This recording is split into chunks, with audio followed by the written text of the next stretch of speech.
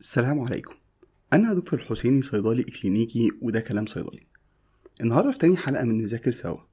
هتتخيل معايا إن إحنا داخلين رعاية وشايفين مريض قدامي. مهم جدا عشان أعمل داتا كوليكشن أشوف إيه المصادر اللي هجيب منها المعلومات: المريض، أهل المريض، التمريض والطبيب المعالج. آخر حاجة ملف المريض، ومنه هنعرف هو ليه موجود في المستشفى وإيه الشكوى الرئيسية. النيرس شيت منها هنعرف الفيتال ساينز وخريطة السوائل. المعامل ونقدر نشوف منها التحاليل، أي إجراء طبي اتعمل من رسم قلب وإيكو وألترا ساوند وغيرهم. الأدوية اللي بياخدها المريض في المستشفى، وأي مرور من التخصصات التانية.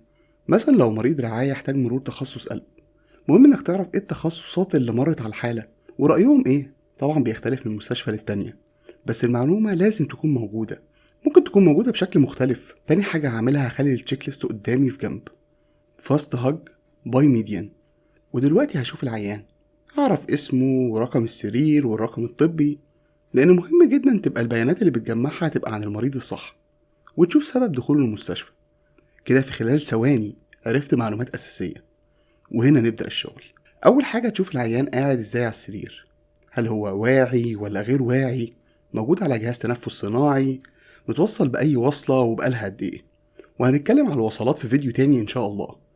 كده اتكلمنا على 3 حروف في ثواني من مجرد نظرة: الهيد بيد إليفيشن، spontaneous breathing trial، الاندولين كاثتر. تاني حاجة العيان بياكل ايه، هل بالفم ولا الوريد او غيرهم من الطرق. وبعد كده عملية الإخراج، البراز هل محتاج ملين ولا فيه دايرية أصلا. كده من نظرة وسؤالين عرفنا معلومات كتير بتتنسي. هنا بقى أبدأ أمسك الملف. أول حاجة النيرس شيت، أعرف الفيتال ساينز من ضغط ونبض وحرارة، سكر وخريطة السوائل. كده ما ياخدش 5 دقايق، ومن كلامي لو الورق مش موجود هتبقى عارف تسأل مين. أكيد لو معلومة عن ضغط وسكر أو أي معلومة المفروض إن هي تبقى موجودة في النيرس شيت هتسأل فيها التمريض. هتشوف بعد كده الكونسلتيشن، مين عدى على العيان. ولو مش مكتوب سهل عليك تسأل الأخصائي المعالج، لأن هو حلقة الوصل المسؤول عن المريض وأي تخصص تاني هيمر عليه. بعدها هتشوف المعامل، كل التحاليل اللي اتطلبت ونتيجتها. بعد كده هنشوف الانفستيجيشن اللي اتطلبت. كده تقريبا من خلال نظرة للمريض والملف عرفت معظم المعلومات. كده ناقص حاجتين. أول حاجة الدراج شيت. أول مشكلة بتواجهنا في بداية شغلنا إننا بنبدأ بالدراج شيت، اللي هو إيه، أنا صيدلي فين الأدوية. لكن متخيل معايا إن دي تقريبا الخطوة الأخيرة. مهم جدا تحط في دماغك مش مهم أطلع ريكومنديشنز كتير، المهم تطلع العيان بأكبر قدر استفادة من العلاج. ده دورنا الأساسي. عشان كده بنأكد جود كلينيكال فارماسيست، جود داتا كوليكتور. أول مرة هتاخد منك وقت، وبعد كده ده مش هياخد منك أكتر من 15 دقيقة. نرجع بقى للدراج شيت.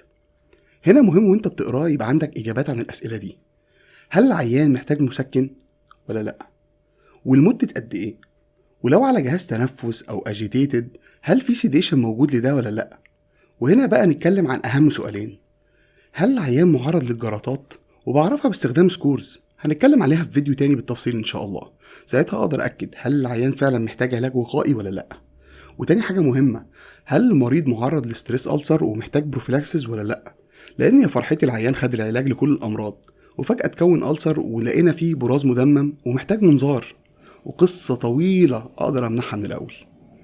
بس هنا يبقى في مشكلة، إن أحيانا بقى كل العيانين اللي في الرعاية ماشيين على كونترلوك، وده مش صح. هتعرف على مدار الفيديوهات ايه الكرايتيريا اللي بناء عليها احط ستريس ألسر بروفلاكسس. دول كانوا اهم حاجتين. بعد كده هبدأ اشوف هل بياخد انسولين ولا لا، هل بياخد انتي بايوتكس وبياخدها من امتى، وهل اتسحب مزارع ولا لا، ولو اتسحبت هتطلع امتى.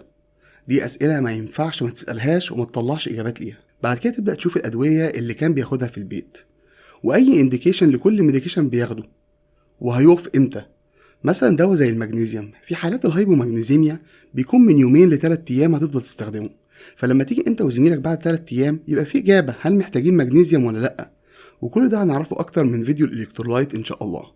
بقى اخر حاجتين في الدراج شيت: الجرعات مظبوطه ومفيش اي تعارض دوائي، ودي هنعرف ادوات اكتر ممكن تساعدنا هنتكلم عنها ان شاء الله في فيديو اخر. كده يبقى خلصنا الدراج شيت. وبعد لما جمعت كل المعلومات دي هتعمل اخر حاجه، هتكلم المريض نفسه. لو واعي تعرف منه اي معلومات، اي ادويه او اي اعشاب كان بياخدها في البيت. أو أهل المريض لو هو كان غير واعي. وبكده انت بقى معاك كل المعلومات اللي ممكن تحتاجها عشان تبدأ تاني خطوة، وهي الداتا اناليسيس. اللي بعديها هتقدر تعمل الريكومنديشن، وفي الآخر نتابع تطور العيان لحد لما يخرج بالسلامة إن شاء الله، ويكون عارف أكتر عن علاجه وإزاي يستخدمها. كده خلصت الحلقة، ولو عجبتك ما تنساش تعمل لايك وشير وسبسكرايب وتفعلوا زر الجرس عشان يوصلكم كل جديد. استنوني الحلقات الجاية إن شاء الله.